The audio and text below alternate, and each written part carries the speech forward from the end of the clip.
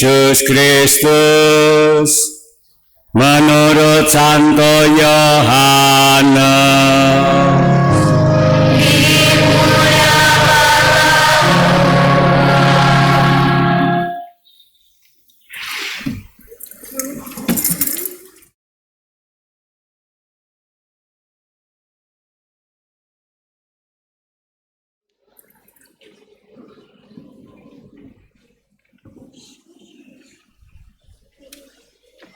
Bab 20 ayat 1 sampai dengan 9.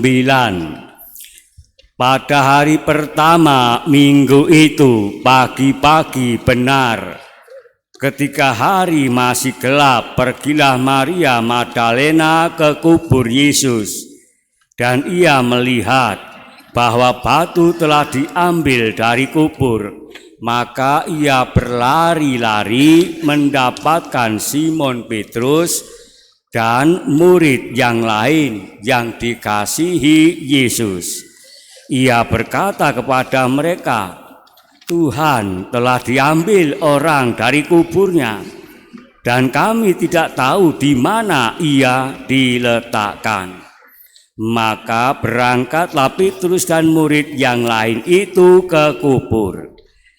Keduanya berlari bersama-sama, tetapi murid yang lain itu berlari lebih cepat daripada Petrus, sehingga ia lebih dahulu sampai ke kubur. Ia menjenguk ke dalam dan melihat kain kafan terletak di tanah. Akan tetapi ia tidak masuk ke dalam. Maka tibalah juga Simon Petrus menyusul dia dan masuk ke dalam kubur itu. Ia melihat kain kafan terletak di tanah, sedang kain peluh yang tadinya ada di kepala Yesus tidak terletak dekat kain kafan itu, tetapi agak ke samping di tempat yang lain dan sudah tergulung. Maka masuklah juga murid yang lain yang lebih dahulu sampai ke kubur itu. Ia melihatnya dan percaya, sebab selama itu mereka belum mengerti isi kitab suci yang mengatakan bahwa ia harus bangkit dari antara orang mati. Demikianlah sabda Tuhan. Terpujilah Kristus.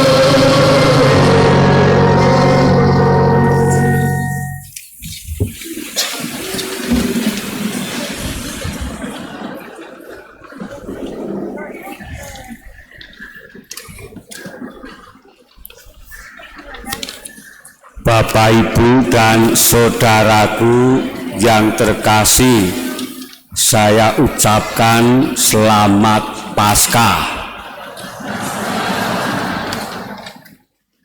Pagi-pagi benar pada hari Minggu, pada umumnya orang masih tidur nyenyak karena semalaman mungkin begadang atau memang untuk sungguh-sungguh beristirahat agar hari berikutnya dalam keadaan segar untuk masuk kerja atau sekolah lagi.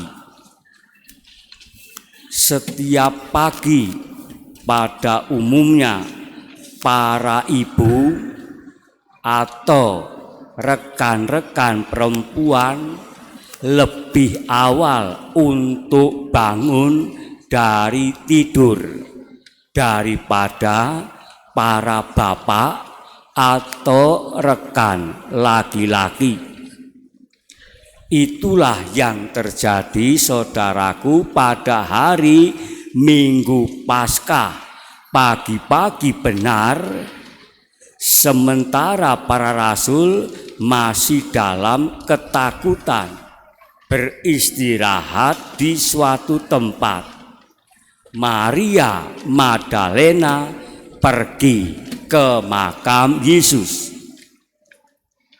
Saya percaya kebanyakan dari kita akan takut jika pagi-pagi benar masih sepi pergi sendirian ke makam. Padahal yang ada di makam adalah batu-batu nisan atau gundukan tanah yang menandai mereka yang telah dikubur alias telah meninggal dunia dan tidak dapat berbuat apa-apa lagi. Aneh dan nyata, itulah yang terjadi. Orang takut sendirian bersama mereka yang telah mati dikubur itu, tetapi tidak takut dengan mereka yang masih hidup. Memang hanya mereka yang sungguh-sungguh merasa dikasihi tidak akan takut dengan siapapun dan apapun sebagaimana dihayati oleh Maria Magdalena ini. Maka marilah Bapak, Ibu, dan saudaraku yang terkasih, kita renungkan warta gembira kebangkitan Tuhan hari ini. Ia berlari-lari mendapatkan Simon Petrus dan murid yang lain yang dikasihi Yesus, dan berkata kepada mereka, Tuhan telah diambil orang dari kuburnya, dan kami tidak tahu di mana ia diletakkan.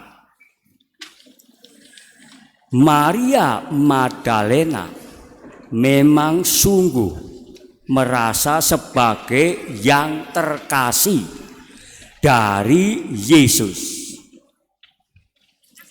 Ingat, Maria Magdalena adalah yang di pagi-pagi benar di depan bait Allah diajukan oleh orang-orang Farisi dan para ahli Taurat untuk mohon pengadilan dari Yesus karena berbuat zina. Maka menurut aturan hukum Taurat, perempuan yang berbuat demikian hendaknya dilempari batu sebagai hukumannya sampai meninggal. Itu menurut aturan hukum Taurat. Namun Yesus dengan penuh kasih pengampunan menyalurkan kasih Allah kepadanya. Dan akhirnya Maria Magdalena terselamatkan. Sebagai yang telah diselamatkan, Maria Magdalena ini merasa ada yang kurang lengkap dalam pemakaman Yesus. Maka pagi-pagi sekali ia melengkapi apa yang kurang dalam pemakaman Yesus.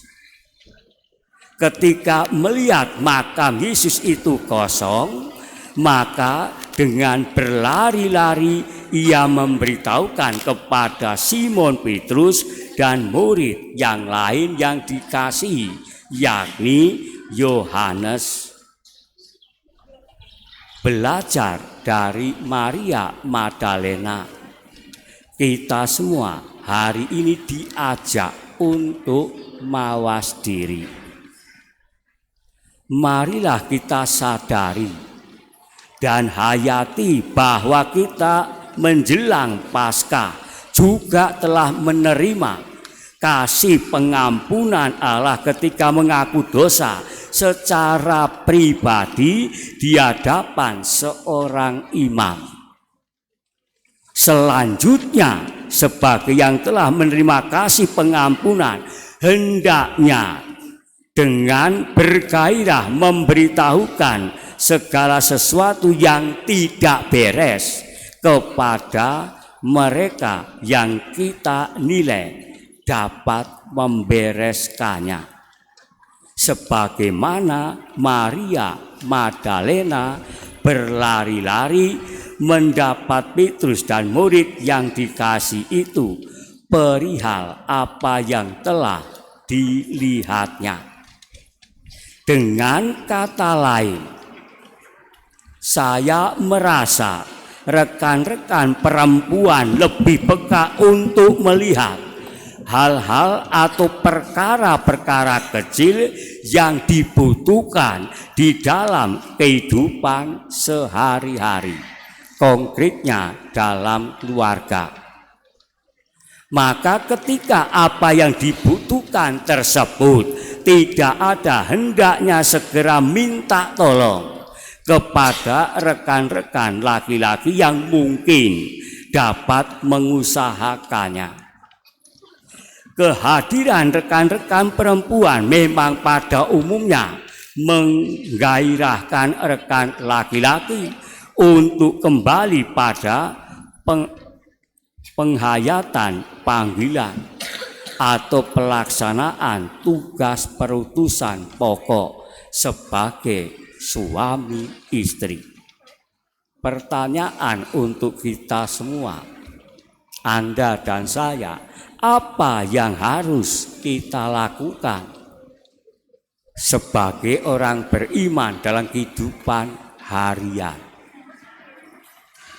Bagi para orang tua, sadarilah tugas panggilanmu untuk mendidik anak-anak supaya tahu bersyukur dan peduli terhadap sesama.